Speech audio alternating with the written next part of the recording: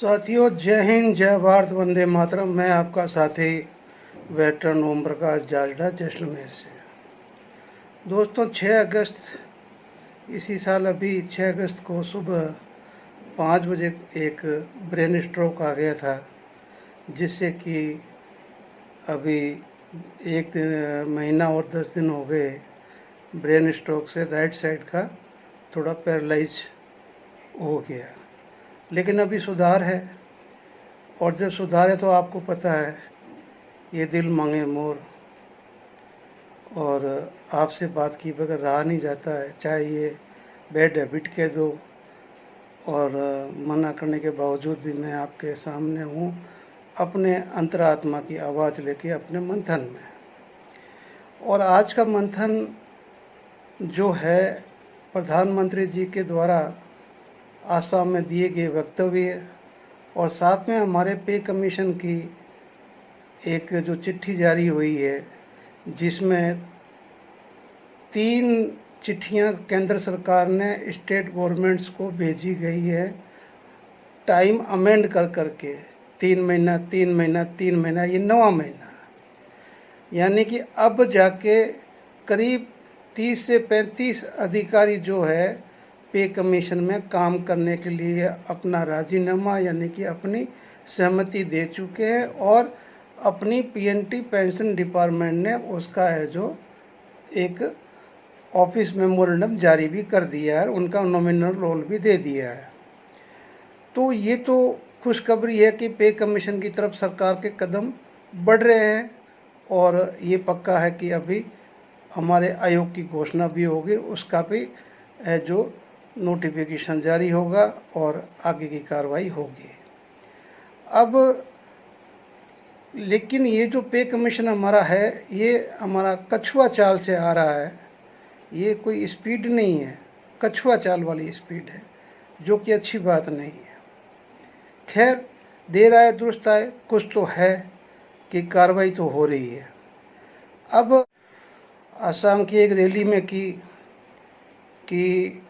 सैनिकों और अर्धसैनिकों जवानों के लिए सरकार कटिबद्ध है, जो कुछ भी है, और काफ़ी कुछ बड़े जोश के साथ कहा कि मैं व्यक्तिगत तौर पे आपके साथ में हूँ, यानी कि हमारे साथ में, डिफेंस के साथ में। लेकिन अब यहाँ एक दो दिल से प्रश्न है कि प्रधानमंत्री जी, सबसे पहले तो आप हमें ये बताने की कृपा करें कि 2019 के बाद में एफटी से जितने आदेश निकले, सब आदेश जिस कमांड की जो एफटी है, उसी कमांड के हाई कोर्टों के अंदर उसको अपोज कर दिया गया, उन फैसलों को जो जवानों के हक में आया था और उनका भुगतान होना था। लेकिन भुगतान न करने के बावजूद मतलब उसको है जो अपोज कर दिया सरकार ने अपनी तरफ से। फिर ये एफटी अगर ऐसा ही है, तो आपको पता है कि आपके तो मतलब उसूलों में है कि कांग्रेस ने कोई काम सही नहीं किया है। तो ये 2005 से 7 के बीच में 2 साल मेहनत करने के बाद में ये एफटी न्यायाधिकरण हमारे को, सेना को मिला था।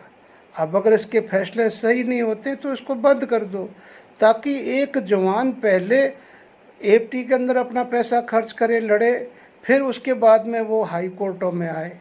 जबकि हाई कोर्टों में केस कम करने के लिए ही सेना के अंदर ये मतलब न्यायाधिकरण दिया गया था कि आप अपने अंदर के मैटर अंदर ही सुलझा लें। लेकिन ऐसा हो नहीं रहा है। दूसरा, अभी का केस जो हमारे प्रीमेचर भाइयों ने 250 आदमी ने अपने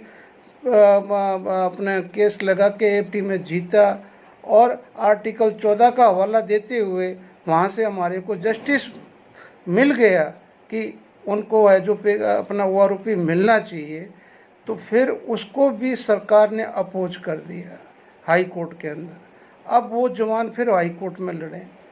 तो ये जो सरकार की, जो हमारी आपकी, जो हमारे तरफ ये मेहरबानियाँ होती जा रही है, उसके बाद में आगे की मेहरबानी जो आपने एक पेंशन अमेंडमेंट जो बिल लाए हैं, उसका तो हमारे को पता चलेगा जब 8वां पे कमीशन आ जाएगा कि वो हमारे लिए अच्छा है, बुरा है, क्या नहीं है।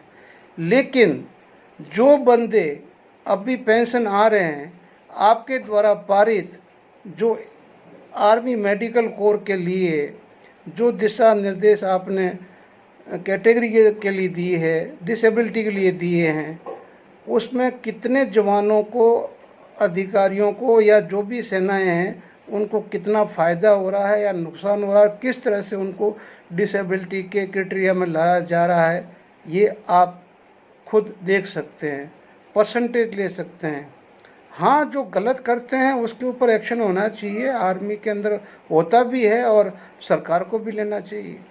लेकिन इस एक्ट का फ़ायदा कितना हुआ वो तो सरकार को तो हुआ, मैं भी जानता हूँ, ठीक है ना।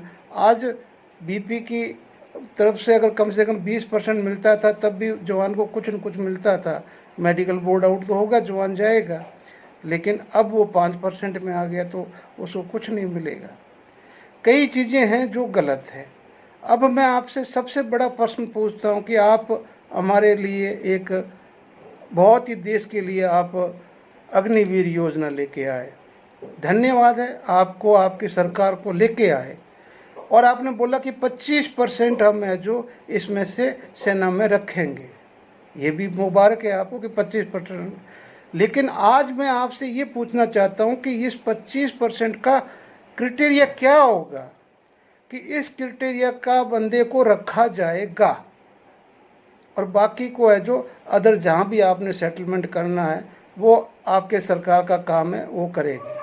लेकिन 25% जो सेना में रखा जाएगा उनका क्राइटेरिया क्या है, ये क्या आप बता पाएंगे? क्योंकि देखने में ये आया कि पहला बैच अभी समाप्त होने को आया है और इस बैच के अंदर आप ही पता कर सकते हैं मिनिस्ट्री ऑफ डिफेंस से कि कितने हमारे अग्निवीर शहादत को प्यारे हुए।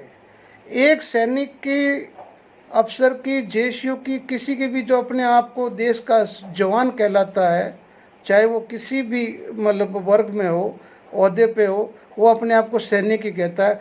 उसका आखिरी लक्ष्य होता है देश के झंडे के लिए, देश की रक्षा के लिए अपने प्राणों की आहुति दे देना, अपने आप को बलिदान कर देना, अपनी शहादत दे देना। इससे ज़्यादा कौन सा क्राइटेरिया होगा वो आप बता दीजिए कि ये 25% में ये क्राइटेरिया से हम इनको वापस लेंगे। और जो शहीद हुए हैं रियलिटी के अंदर, जो ऑपरेशन सिंदूर में भी हुए हैं, उनको भी जब आप शहादत के दायरे में नहीं ले रहे हैं उन अग्निवीरों को, और इस पहले बैच में जितने भी CIOF, सियाचिन या जो अपनी देश में सहायता के लिए जहाँ भी डेप्यूट किया जाता है, तो जो भी अग्निवीर सही में शहादत को प्यारे हुए हैं, क्या वो सिपाही के बनने के काबिल नहीं थे? यही प्रश्न है। क्या इससे बड़ा कोई क्राइटेरिया होगा आपका उस 25% के लिए?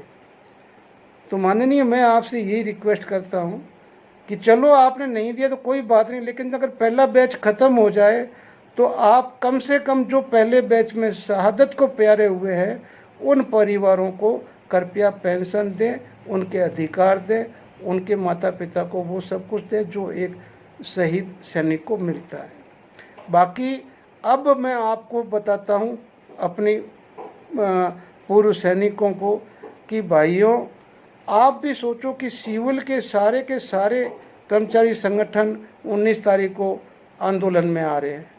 आप बता दीजिए कि कल मैंने गोपाल मिश्रा जी का JCM अध्यक्ष जो हमारे हैं उनका एक इंटरव्यू पढ़ा और उन्होंने क्लियर बोला कि ये सब भी हमारे पास कोई रास्ता नहीं है कि हम सरकार पे दबाव बनाएं।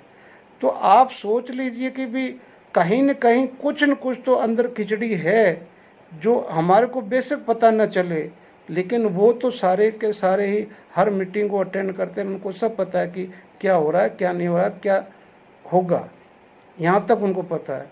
तो वो सरकार पे दबाव बना रहे हैं। तो कृपया, अगर मान लो एक बहुत बड़ा आह्वान होता है कि सारे के सारे केंद्रीय कर्मचारी, पूर्व कर्मचारी सारे जंतर मंतर पे आइए या देश की राजधानी में आइए, तो हम सबको ज़ोर शोर से उसके अंदर हिस्सा लेना है और हमें उनका सहयोग देना है, ताकि हम सभी का फ़ायदा हो सके, हमारी माताओं बहनों का, बुज़ुर्गों का, जिनका भी जो हमारा है वो उसका फ़ायदा हो सके।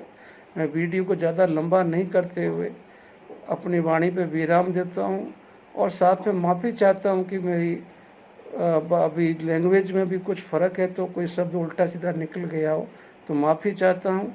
लेकिन मेरी मंशा यही है कि जो हो, आज हम आंदोलन करके थक गए, सब कुछ हो गए। आप सोचिए, जो बड़े बड़े यूट्यूबर है, किसी यूट्यूबर ने हमारे को नोटिस में नहीं लिया जो सिविल का यूट्यूबर है। चलो हमारे 2 एक 4 है जिनके 5 लाख 7 लाख 10 लाख 20 लाख होंगे फॉलोवर, वो तो सैनिक ही है। लेकिन किसी रवीश कुमार या जैसे मतलब और कोई जो जितने भी ये बड़े बड़े यूट्यूबर हैं जिनके लाखों की फैन फॉलोइंग है, अपने एजिटेशन को 2 साल में से किसी का कोई कभी कोई क्लिप भी दिखाई है? क्यों नहीं दिखाई? विपक्ष क्यों नहीं बात हमारी कर रहा है? यानी कि आखिर हमारे बारे में सोचेगा कौन?